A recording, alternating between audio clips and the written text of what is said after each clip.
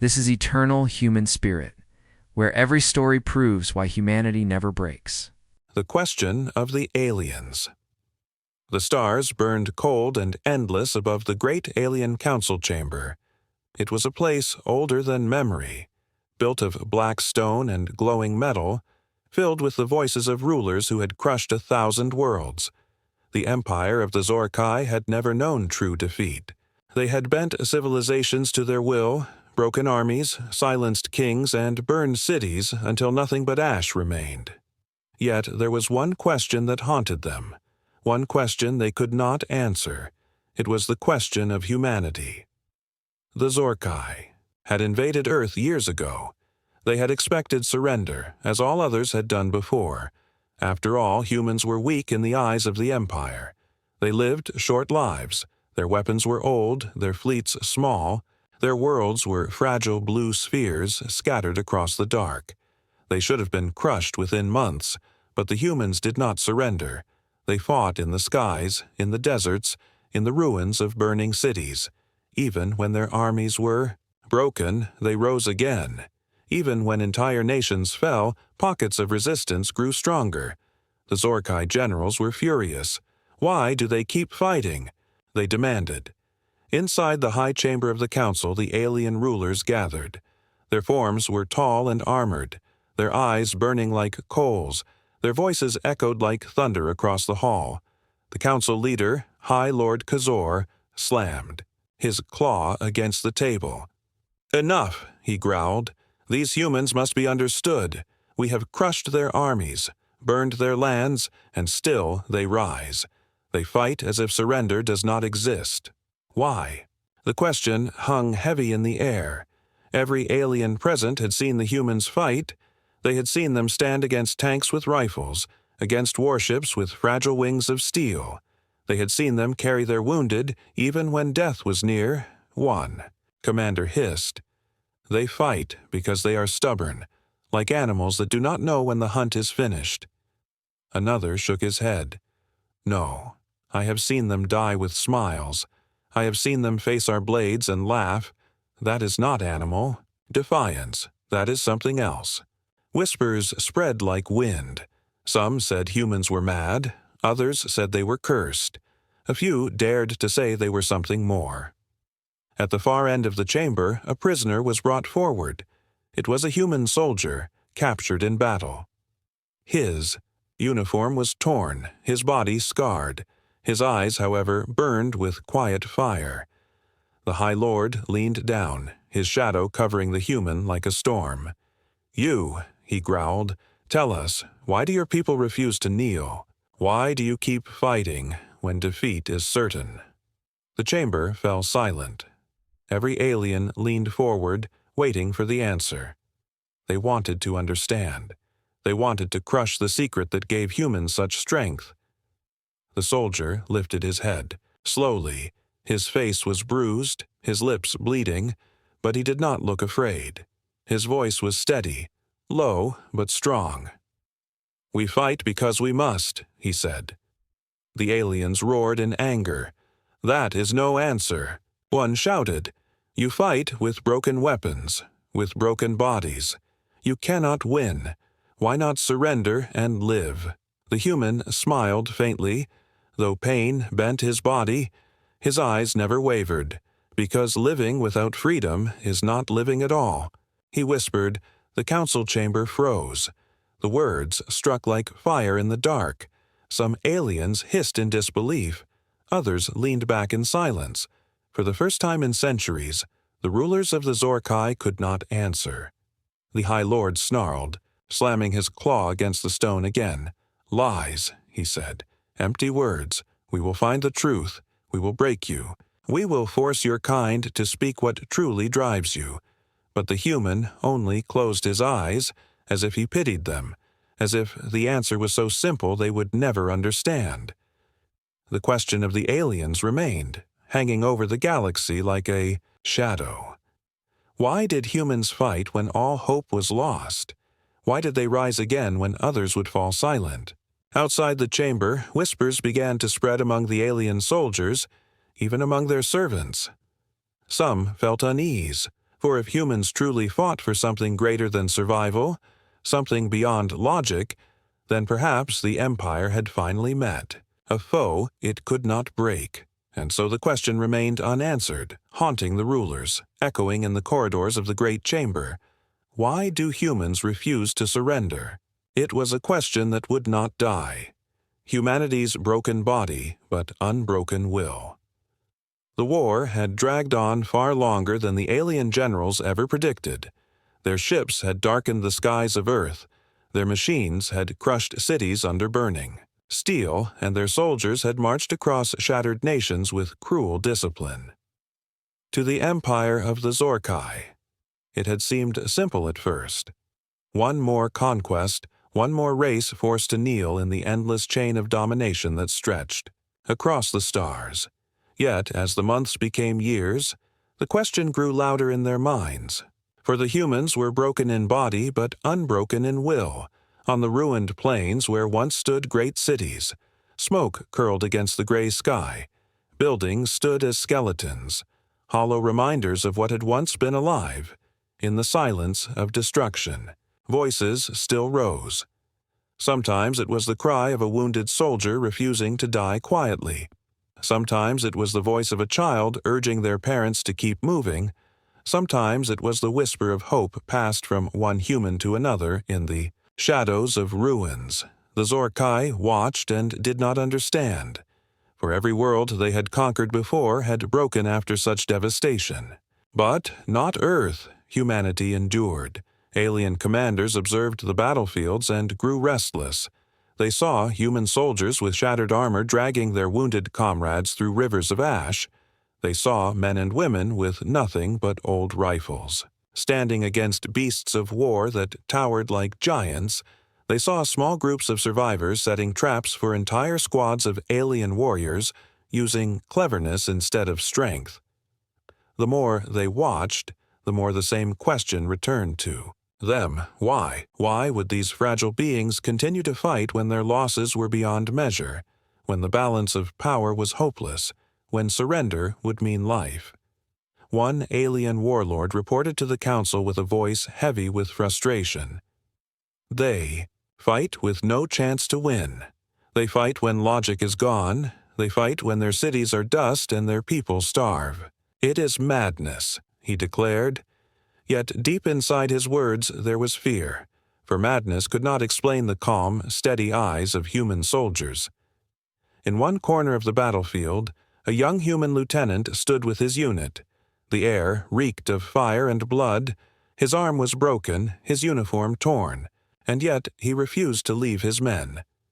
When an alien commander asked him why he did not run, why he did not bow and save his life, the lieutenant only smiled with cracked lips and said, "Because they are my brothers, and I cannot leave them." Those words spread like sparks through alien ranks, whispered again and again until they became a ghostly echo. The Zorkai had believed that fear was the greatest weapon. They had built their empire on terror, on the screams of conquered races who had chosen life in chains over death in battle. But humans did not fear death in the same way. They seemed to accept it, to embrace it if it meant protecting something greater. The aliens began to suspect that the human will was not tied to their survival at all, but to something unseen, something that could not be measured in numbers or weapons. As battles raged on, strange reports reached the alien council. They heard stories of soldiers standing after their bodies should have fallen, of mothers shielding their children against plasma fire, of fathers lifting beams of stone to free strangers, of children carrying messages through streets filled with fire. Again and again the same word appeared: resistance. It was resistance not only of armies, but of the heart, and the more the Empire tried to crush it, the stronger it became. In one decisive battle, the Zorkai unleashed their most powerful war machines upon a human stronghold. The city was already in ruins, yet the humans fought as if its walls were unbroken. Every building became a fortress, every street a barricade. The aliens rained fire until nothing moved. They thought it was finished, but from the smoke emerged the humans again, coughing, bleeding, staggering, yet lifting their weapons. With trembling hands, the alien soldiers hesitated. For the first time in their history, they hesitated before pressing forward. That hesitation spread like poison through the Empire. The Zorkai commanders no longer mocked humanity. They no longer called them weak. Instead, they called them dangerous, for an enemy who will not break is an enemy that cannot be truly conquered. Back in the council chamber, the leaders demanded answers from their generals. What drives them? Why do they rise again and again? The generals had no answer. They could describe the battles, they could count the numbers, they could recount the endless moments when humanity should have fallen, but they could not explain the fire that burned inside every human heart, and so the council demanded more.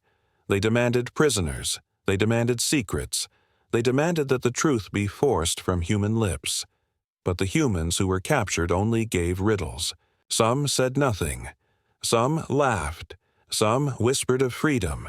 Some spoke of family. One even said, "You will never understand until you have something worth dying for." The council raged, for these were not answers. They were mysteries, not until the stars themselves trembled. The truth, however, was already spreading beyond their control. Even among the slaves of the Empire, even among the broken races who had once surrendered without fight, the legend of humanity began to grow. They whispered that humans could not be conquered because they carried something inside that no chain could hold. It was not strength of body. It was not strength of weapon. It was strength of spirit. And so the Zorkai found themselves standing at the edge of an unknown cliff. They had broken countless civilizations, yet in humanity they had discovered a force they had never seen before. They had discovered a people who would rather fall in ruins than kneel in chains, and though their bodies were broken, though their world was scarred, humanity's will stood tall and unshaken. The Empire had asked why humans refused to surrender, and the war had only sharpened the question. For the more the Zorkai crushed them, the stronger their defiance became.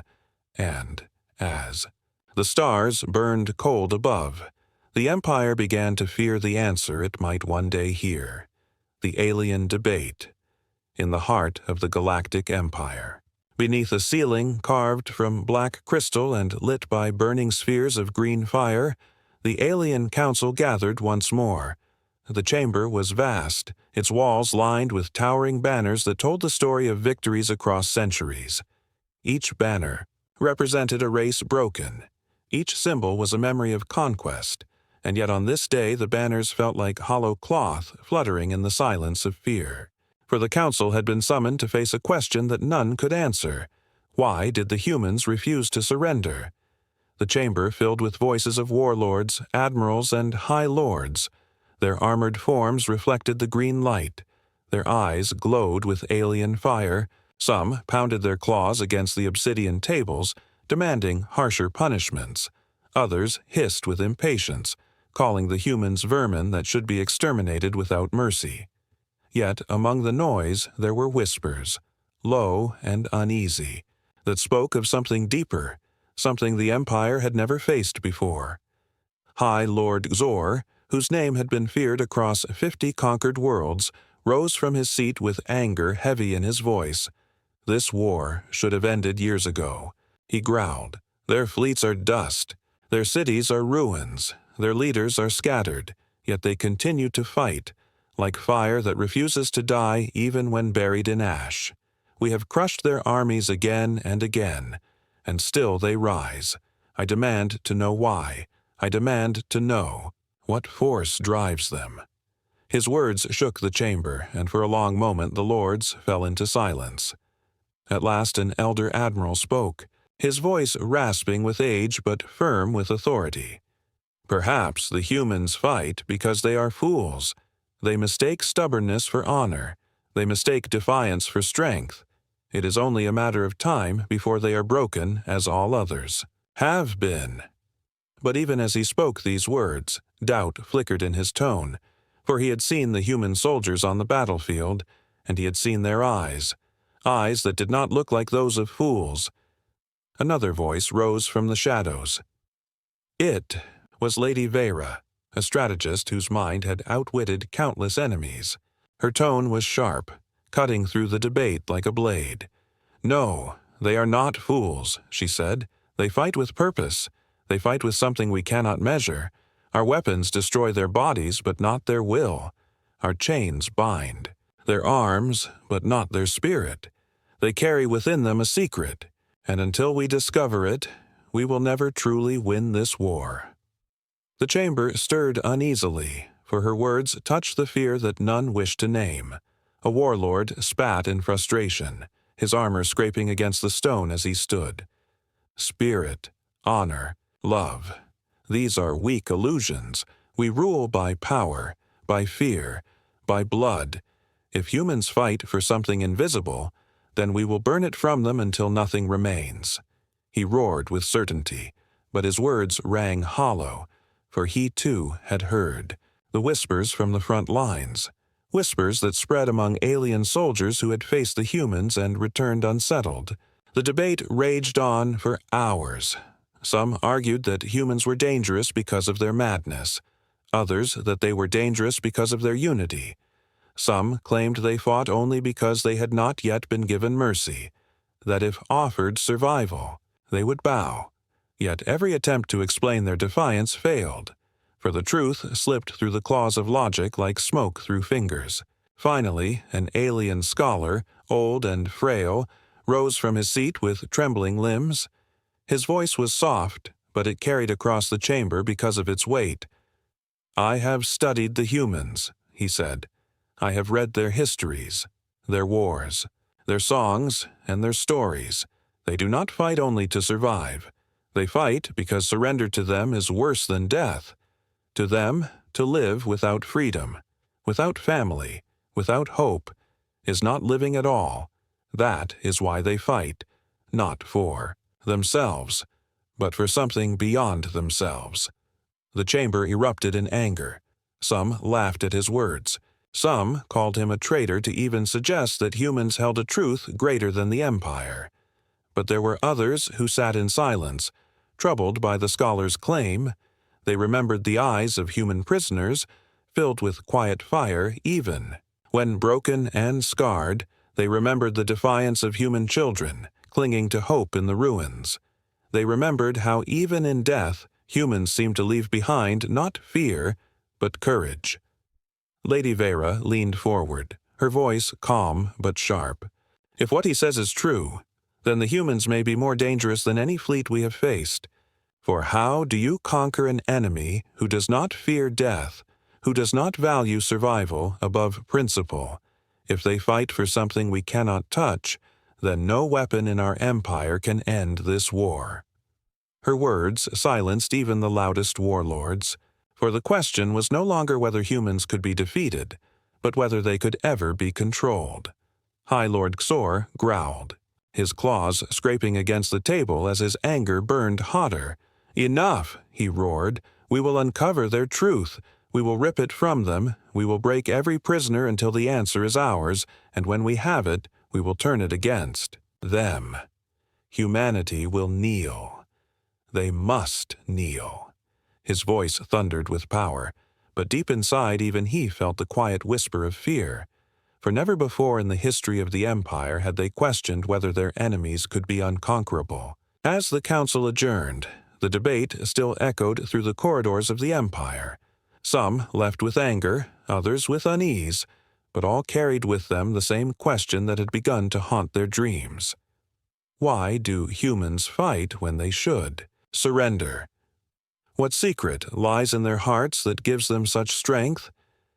It was a question that now divided the Empire itself, and though the Council tried to bury it beneath threats and orders, the truth was already beginning to seep into the shadows of the galaxy, spreading from lip to lip, from soldier to soldier, whispering that perhaps the humans were not weak at all, but something greater, something the Empire had never faced before, and so the debate of the aliens was not the end.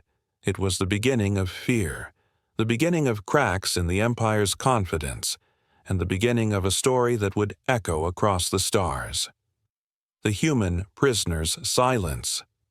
The air inside the fortress prison of the Zorkai was thick with the scent of metal, blood, and old smoke.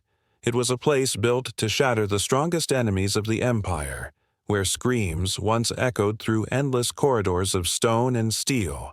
The walls were layered with ancient marks of agony, carved into the stone by claws and chains. For generations, no prisoner had left this place unbroken, and no voice had ever defied the interrogators for long. Yet, when a lone human soldier was dragged into this chamber, the silence that followed became more terrifying than any scream. The human was young, perhaps no more than 20 years. His frame was thin, his body scarred by wounds from countless battles. His clothes were torn, his face pale, and yet his eyes shone with a quiet fire that unsettled even the seasoned guards. They chained him to the center of the dark hall, under the gaze of alien warlords and inquisitors. His breath was heavy, his lips cracked, but there was no fear. Upon his face, the interrogator, a creature twice his height with armored skin and talons sharp enough to cut steel, leaned close and hissed, "You are broken, your people are scattered, your world burns. Tell us why you keep fighting. Tell us what secret gives you strength." The human said nothing. The silence stretched across the chamber like a blade, sharp and dangerous. The interrogator struck him, claws tearing into his skin. Blood stained the floor. The council members leaned forward, waiting for a scream, a cry, a word of surrender. But the human lifted his head again, his face streaked with blood, and he simply looked into the eyes of his captor. His lips did not move. His silence was louder than any voice. For days they tried. They denied him food. They denied him water. They burned his flesh with alien fire. They offered him freedom. They offered him survival. They promised him a life beyond slavery if he only answered their question. But the human remained silent. His only movements were shallow breaths, his only sound the rhythm of life that refused to fade. The more he endured, the more uneasy the aliens grew, for they had built their empire on fear. And here was a creature who gave them nothing, not fear, not desperation, not even hatred, only silence. Some of the warlords grew restless. They demanded execution, claiming that nothing could be gained from such defiance, but others, disturbed by his endurance, demanded he be kept alive. They wanted to understand what gave him such strength, for if one human could defy their greatest torments, then perhaps all humans carried the same fire. One night, when the interrogator leaned close and whispered that all hope was lost, the human finally moved his lips. His voice was weak, but his words carried the weight of stone. He said only this, "Ask my people, ask the children of earth why we fight."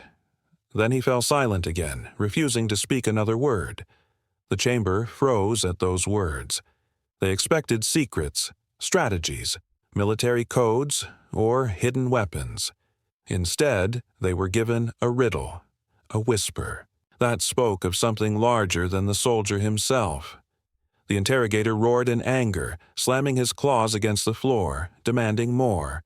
But no more words came. The prisoner closed his eyes and endured. That single sentence began to spread. Through the fortress like a forbidden fire, guards repeated it in whispers. Servants carried it in hushed tones. "Ask the children of earth why we fight."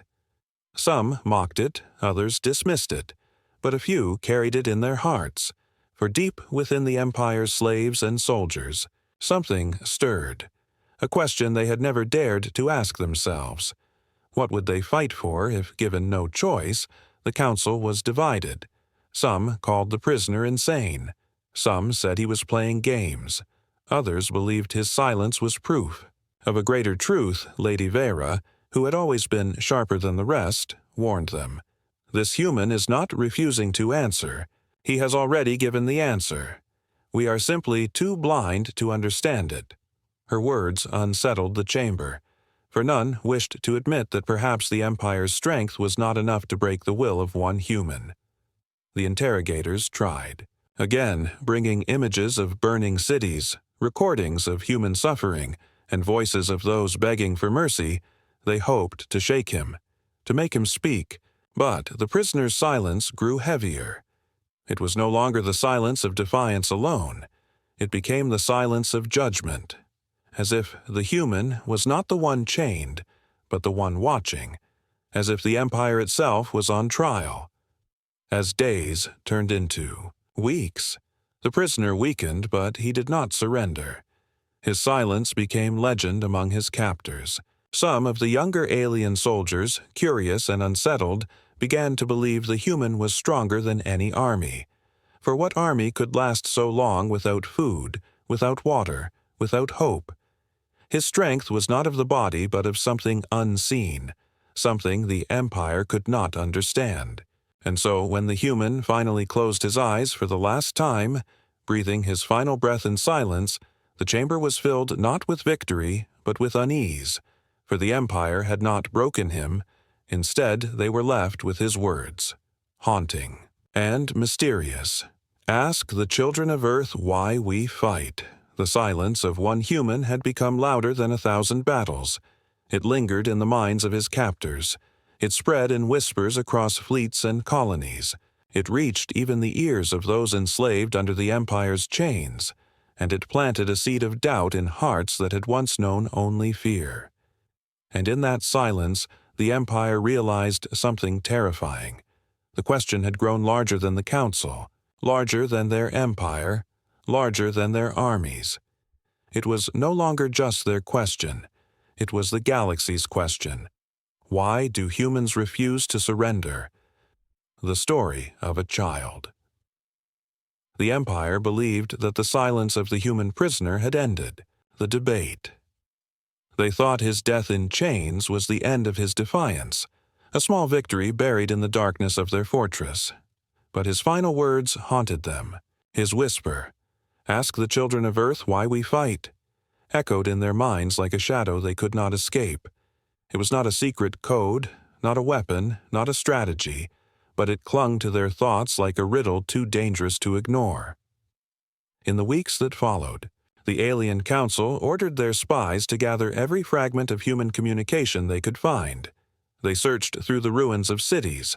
They intercepted messages sent across the stars. They stole recordings from broken satellites that still floated above Earth. They wanted to uncover the truth. They wanted to understand why a dying human would place such importance on children.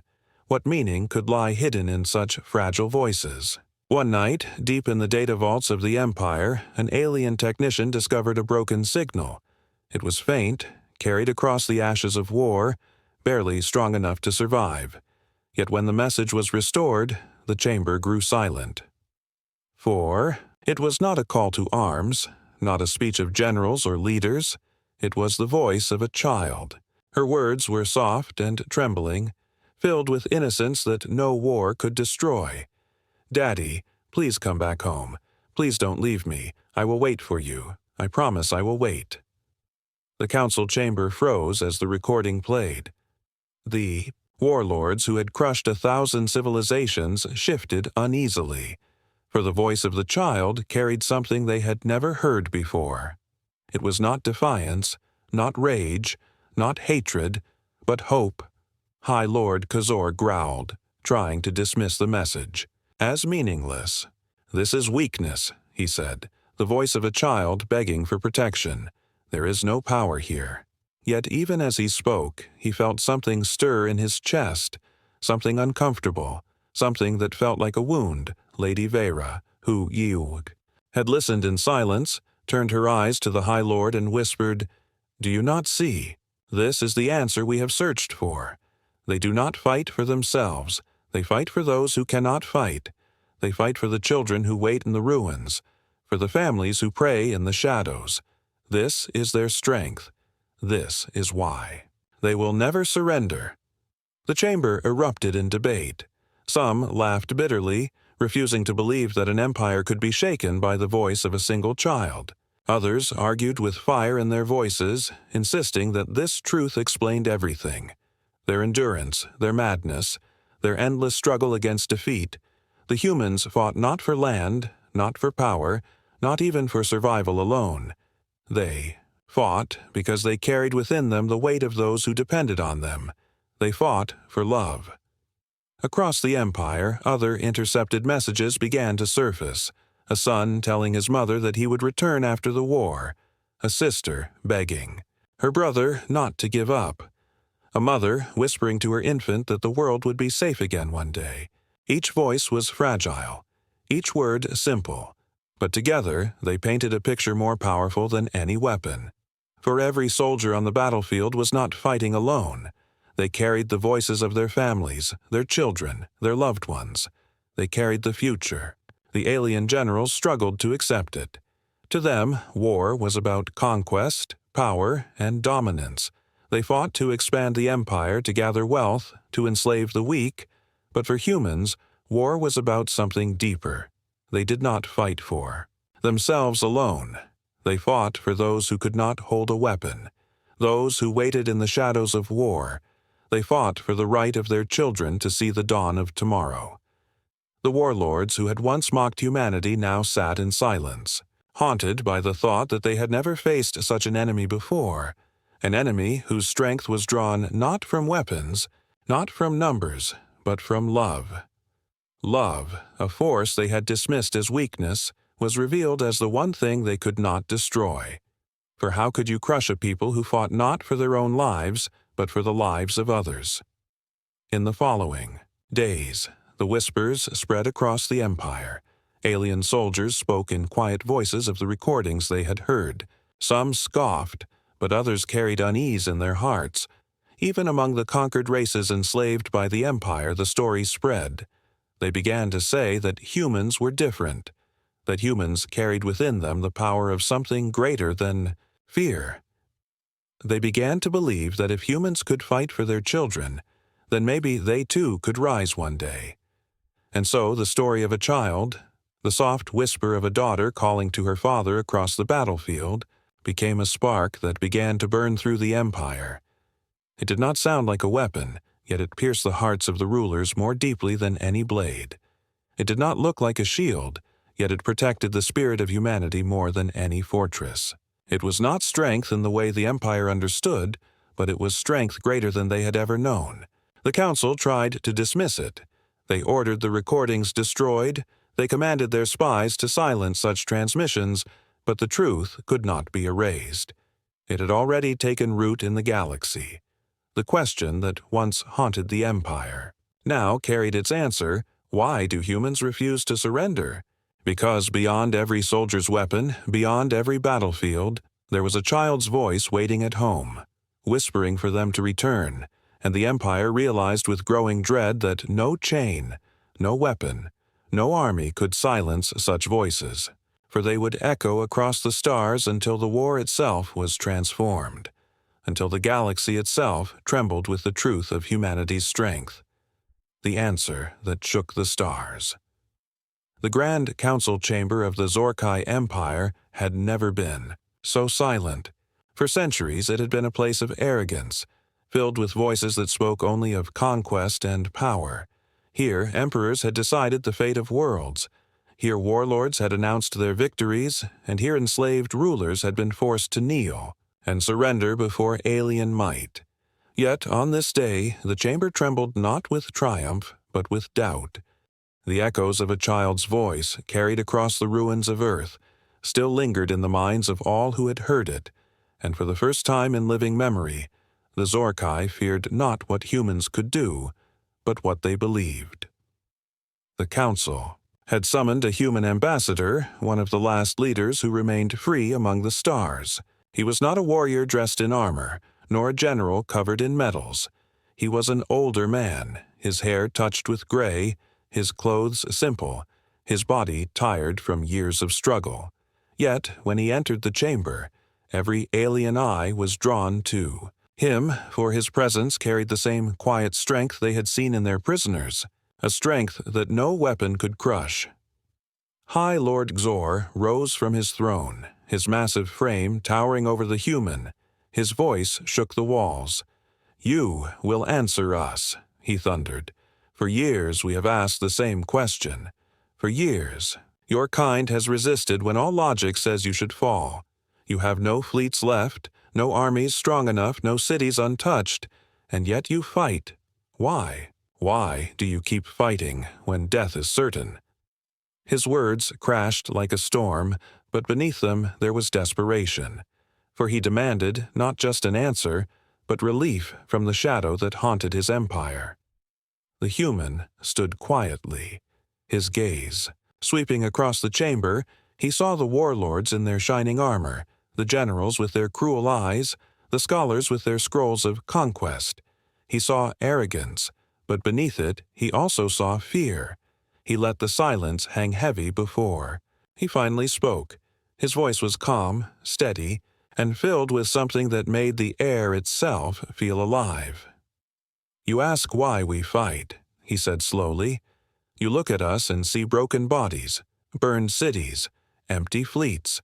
You believe that survival is all there is, and because we fight when survival seems impossible, you call us mad, but you do not understand us, because to you, life is measured only in power and conquest. To us, life is measured in something greater."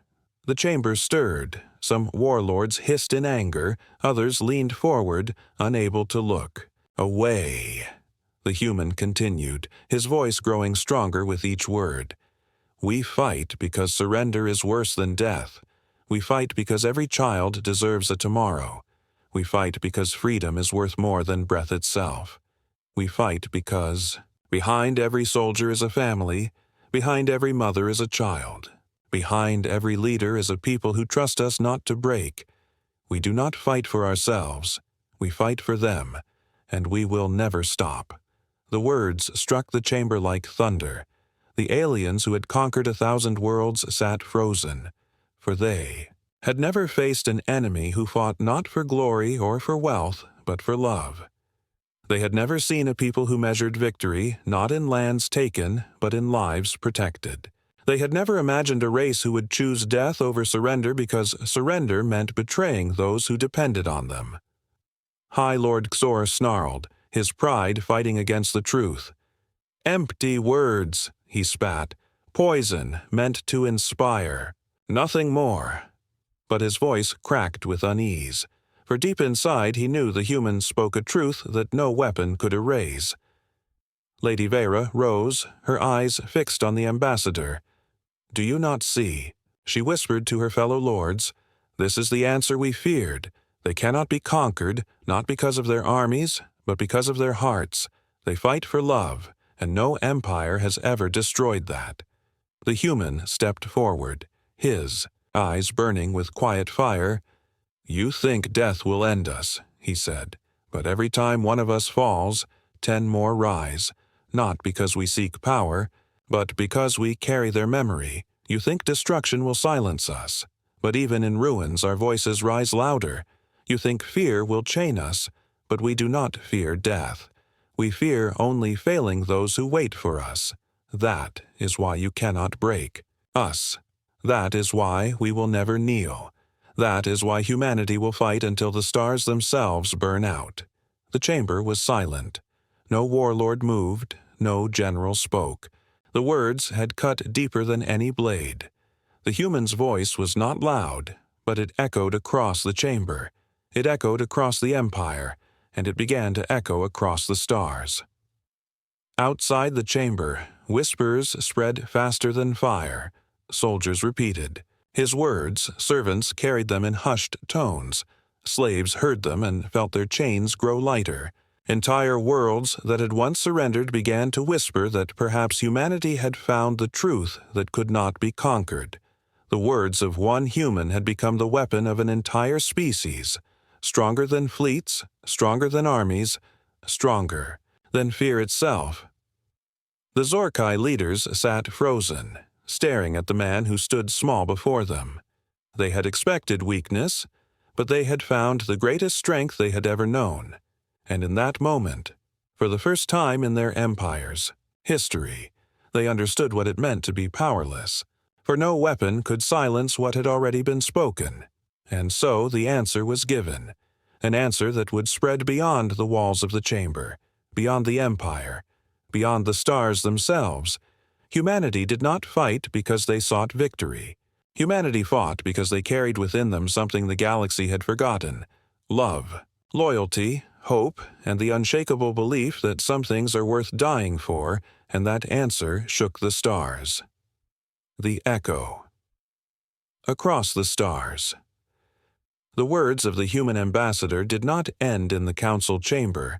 They spread like fire carried by the wind, drifting from world to world, from mouth to mouth, from heart to heart.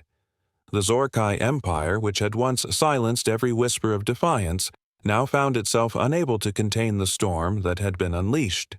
For the answer of humanity was more than words. It was a seed planted in the soul of the galaxy, a seed that began to grow in places where fear had ruled for centuries. Among the slave worlds of the Empire, the answer became a forbidden song. In the mines of black stone, where alien workers labored under whip and chain, the whispers rose. They fight for their children. They fight for those who cannot fight. They will never surrender. In the frozen camps on distant moons, prisoners whispered in the dark, repeating the humans' words like a prayer. We fear only failing those who wait for us. These voices spread not with armies or weapons, but with hope, and the Empire trembled at the sound. In the fleets of the Zorkai themselves, soldiers who had once believed in their empire's invincibility began to question. They remembered the humans who had stared down death without fear, who had fought on when all hope was lost. They remembered the silence of the human prisoner and the voice of the child that haunted their dreams. Now they heard the ambassador's words, and something inside them broke. Some turned away in shame, others felt the first spark of doubt.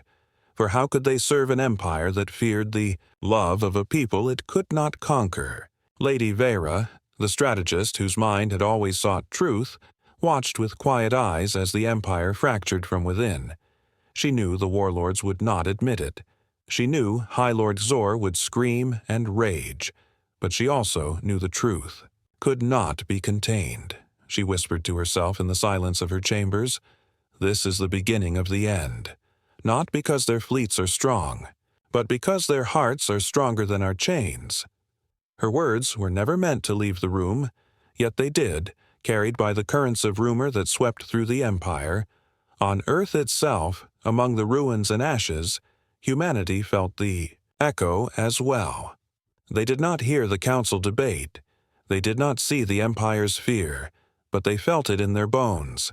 They felt it in the way resistance movements grew stronger, in the way tired soldiers lifted their weapons again with renewed fire, in the way families clung together tighter in the ruins, for they knew that their voices, their suffering, their love, had finally reached the stars. They knew they were no longer fighting in silence, but that their struggle had become a beacon. The Zorkai tried to answer with fire. They sent fleets to burn entire settlements. They executed prisoners. They punished slaves with crueler chains. They wanted to show the galaxy that fear still ruled. But the more they crushed, the louder the echo became. For every human who fell, 10 voices rose to carry the truth. For every child's cry silenced, 100 more whispered through the stars. For every city destroyed, the will of humanity grew stronger. The Empire fought against shadows, and shadows cannot be destroyed. In distant galaxies, other species who had surrendered long ago began to stir. The words of humanity reached them, carried in secret transmissions, smuggled in old songs, whispered. In the dark, they began to remember the lives they had lost, the freedoms they had given away. They began to ask themselves why they had surrendered, and why the humans would not. And in their hearts, a dangerous thought began to grow. If the humans can stand, perhaps we can too. The galaxy itself seemed to change. For centuries, the stars had belonged to the Zorkai, cold witnesses to conquest and chains. But now the stars carried a new sound, not of fear, but of hope. It was not the roar of fleets, it was not the thunder of weapons. It was the echo of humanity's answer, whispered again and again until even the silence of space seemed to tremble. High Lord Zor stood at the balcony of his palace, looking out into the endless void. His claws gripped the railing as he thought of the ambassador's words. They haunted him in every quiet moment. He had crushed kings, burned worlds, enslaved billions, and yet a single fragile species had planted fear in his heart. He snarled and roared that the humans would fall. He ordered new campaigns, greater weapons, crueler punishments, yet in the deepest corners of his mind, he could not silence the echo. He knew what his empire refused to admit. The war was no longer about victory or defeat. It was about something larger, something that would outlive them all. For the humans had given an answer that could not be unspoken, an answer that belonged not only to them, but to all who suffered under tyranny. The humans had said that they fought not for themselves, but for those who could not fight. They had said that surrender was worse than death. They had said that love was stronger than fear, and those words had escaped the chains of empire. They had escaped the walls of the council chamber. They had escaped even the gravity of Earth. And now they lived in the very soul of the galaxy. And so the story did not end with the human ambassador. It began with him. It began with his words. It began with the silence of the prisoner, the whisper of the child, the defiance of the soldiers. It began with the truth that humanity had carried from the beginning of time, the truth that they would never surrender. The Zorkai could burn 1,000 cities. They could break 1,000 bodies. They could silence 1,000 voices, but they could not destroy what had already become eternal. For the answer of humanity was no longer just an answer, it was a flame, and that flame would burn until every star carried its light, and so the answer echoed from world to world, from heart to heart. Across the darkness of space, the galaxy would never be the same again, and the Empire, though it still roared with fire, trembled in its core, for the humans had spoken, and their words would never die. It was not an army that shook the stars. It was not a weapon that made the galaxy tremble. It was an answer carried by silence, by love, by hope, and that answer now echoed across the stars. Thank you for joining Eternal Human Spirit, where humanity always rises again.